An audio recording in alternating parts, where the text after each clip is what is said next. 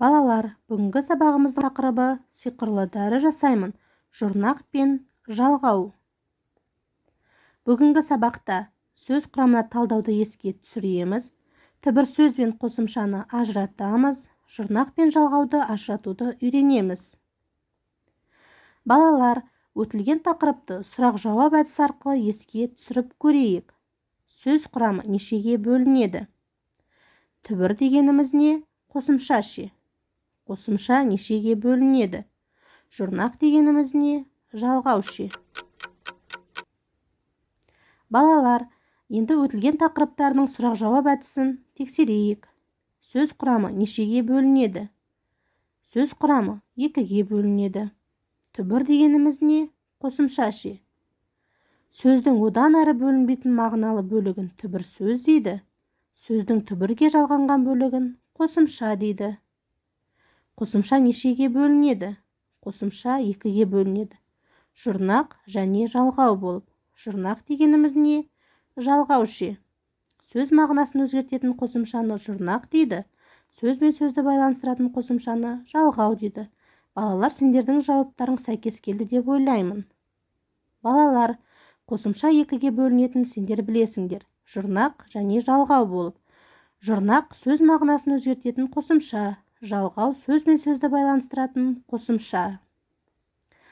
Ал енді балалар, оқулықтағы бірінші тапсырмаға назар аударайық.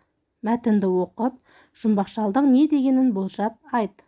Әсет пен Нәркес денсаулық еліне саяхатқа бармақшы болды. Жолда оларға жұмбақшал кездесіп жөн сілтеді. Ол балаларға жер, күн, ауа туралы жұмбақ сауалдар қояды. Балалар сұрақтарға толық жауап береді. Оларға риза болған жұмбақшал көзден ғайып болады. Ал енді балалар, жұмбақшал балаларға не деп көзден ғайып болады екен? Дұрыс айтасыңдар балалар, жұмбақшал жарайсыңдар деп көзден ғайып болады. Ал енді балалар, 79-шы жаттығуға назар аударайық. Тірек сөздерді пайдаланып, күн тәртібі тақырыбына әңгіме құра. Бұл жердегі тірек сөздер күн тәртібі, уақыт бөлу, ерте тұру, дем алу, тамақ ішу, сабаққа дайындалу, ойнау, кітап оқу. Балалар, осы тірек сөздерді пайдаланып, күн тәртібі тақырыбына әңгіме құрайық. Балалар, келесі тапсырма сиқырлы дөңгелек ойыны. Дөңгелекке жазылған сөздердің ішіндегі сөздерді жұрнақ, жалғау арқылы өзгертіп жаз.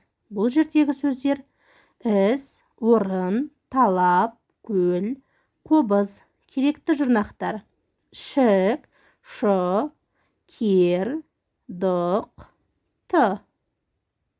Сиқырлы дөңгелек ойынын тексерейік. Іскер, орындық, талапты, көлшік, қобызшы. Балалар, сендердің жауаптарың сәйкес келді деп ойлаймын. Ал енді балалар, біз бүгінгі сабақта қосымша жайлы білімімізді тиянақтадық. Жұрнақ пен жалғауды еске түсірдік. Жұрнақ пен жалғауға байланысты тапсырмалар орындадық. Ал енді балалар, SMS әдісі арқылы маған кері байланысқа шығуларыңызды сұраймын.